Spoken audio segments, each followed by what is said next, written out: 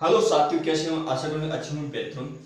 आज हम बात करेंगे जो चित्तर शैली है उसको किस प्रकार से हम विभाजित करते हैं और किस प्रकार से हम सीखते हैं। देखो, कभी भी चित्तर शैली देखते हैं, कभी भी कुछ चीज को देखते हैं तो चित्र उसी का बनाते हैं जो हम देख के किसी चीज को देखते हैं। उस चीज का चित्र हम नहीं बना सकते जिसको हम नहीं देखते, या किसी चीज की कल्पना करते हैं तो कभी ना कभी उस चीज को देखा होगा या वह जीवन में संभव है। याद रखना, जो चीज असंभव है उसकी जीवन में कभी कल्पना नहीं होती है ना। तो इस प्रकार से हम राजस्थान की जो चित्र शैली है उनके बारे में सीखेंगे, यानी क्या क्या सीखने को मिलेगा। वह राजस्थान में चार ही भागों में पहले बांटा गया था। वो है मेवाड़, हाड़ौती, ढूंढार और मारवाड़। देखो, जब भी आप इतिहास को पढ़ोगे राजस्थान के तो उसमें एक बात आपको कॉमन नजर आएगी अगर ध्यान से देखोगे। मेवाड़ और मारवाड़ में इतना सा अंतर है। मेवाड़ वाले मुगलों से कभी संबंध नहीं बनाते थे, लड़ाई झगड़ा करना मंजूर, लेकिन संबंध नहीं बना।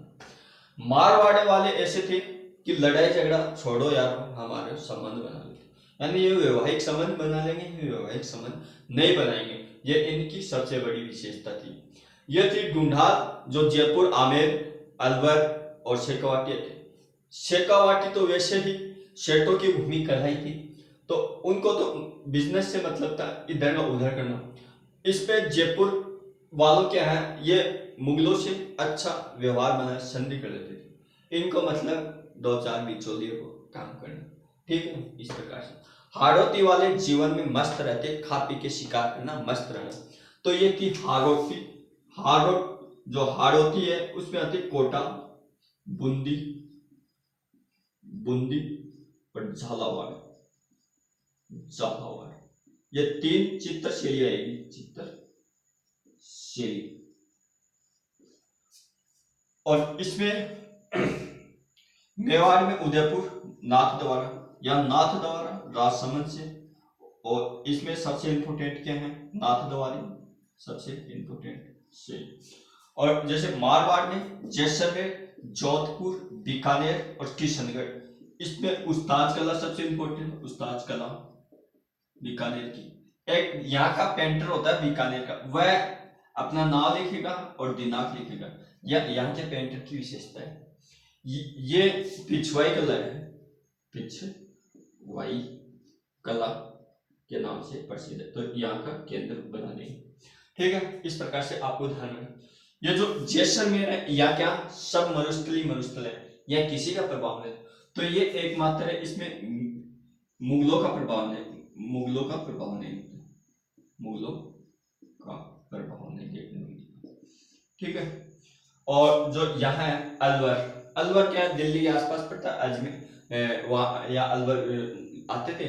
तो यहाँ वेश्या के भी चित्र में, वेश्यों के चित्र एकमात्र है। ये क्वेश्चन है आपको, एकमात्र है, केवल केवल अलवर चित्र शैली में मिलते हैं, ठीक है।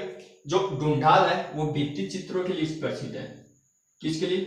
भित्ति चित्रों के लिए प्रसिद्ध है, ठीक है। तो शेखावाटी भी भित्ति चित्र। इसमें जो जयपुर आता है, जयपुर जो ढूंढाल प्रदेश है उसमें नीले नीले, आप देखो बलू पोट्री आती है, बलू पोट्री है ना। तो इसमें नीले रंग की प्रधानता, बलू पोट्री का केंद्र जयपुर में है, तो इसे ध्यान में रखना। मोटा मोटी बात करें तो किशनगढ़ शैली उसको बोले बड़ी ठणी शैली। बड़े ठणी शैली का होता है यानी सजी हुई।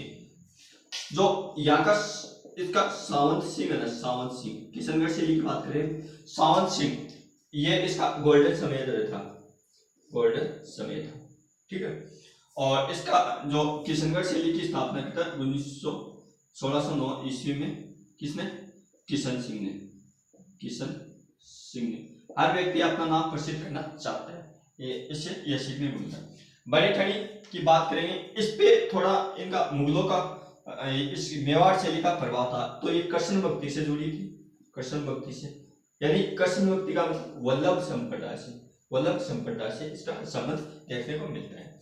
वल्लभ संप्रदाय की बात करें, जो सावंत सिंह था वो अपने रसिक प्रिया को पत्र लिखेगा, तो इसको डायग्राम नहीं तो डायग्राम नहीं आता तो ये एक अपना पत्र लिखता है शांत सिंह अपनी रसिक प्रिया को, तो वह अपना नाम लिखता है नागरीदास। नागरीदास यानी इसका उपनाम क्या हो गया, नागरीदास। ये चीज आपको ध्यान रखनी है। अब देखो कभी भी किसी लड़की को अपनी प्रशंसा सुनना अच्छा लगता है तो ये लिखेगा कि तुम्हारी गर्दन किसके समान है, जो सुराई होती है उसके समान गर्दन की विशेषता बताता है। तुम्हारी आंखें कमल के लंबे कमल के पंखुड़ी के समान है, यानी आंखों की विशेषता कमल के पंखुड़ी से, और जो गर्दन की विशेषता करेगा वह सुराई से करेगा, सुराई से करेगा। तो इस प्रकार से, और जो इसकी कमर बताएगा वो पतली कमर बताएगा, पतली पतली कमर बताएगा, पतली कमर इसको बताएगा। तो किशनगढ़ से लिए इसको मोनालिसा कहते हैं, मोनालिसा किसकी, भारत की मोनालिसा। एरिक ड्यूरेन ने इसको भारत की मोनालिसा कहा, है ना। राजस्थान कि देखो चित्रशैली कितनी प्रसिद्ध है। तो इस प्रकार से इस चित्रशैली को ध्यान में रखना। जो इसमें जो नाम आता है, चित्र बनता है, उसका नाम है मोरध्वज निहालचंद, निहालचंद, ठीक है। और भी नाम आते हैं, नानकराम बदन सिंह। तो इस प्रकार से यह नाम है ना। लालड़ी दास इसी में चित्रकार में नाम आएगा। तो इस प्रकार से हम चित्रशैली को याद कर सकते हैं, समझ के याद करेंगे तभी चित्रशैली याद रहेगी। इसमें रंगों की प्रधानता जो किशनगढ़ से लिए, इसमें रंगों पे सफेद सलेटी और महिला को गुलाबी रंग पसंद, तो गुलाबी भी लिख सकते हैं। और इसमें एक है सिंदूरी कलर। तो इस प्रकार से इन कलरों की इसमें प्रधानता पाई जाती है।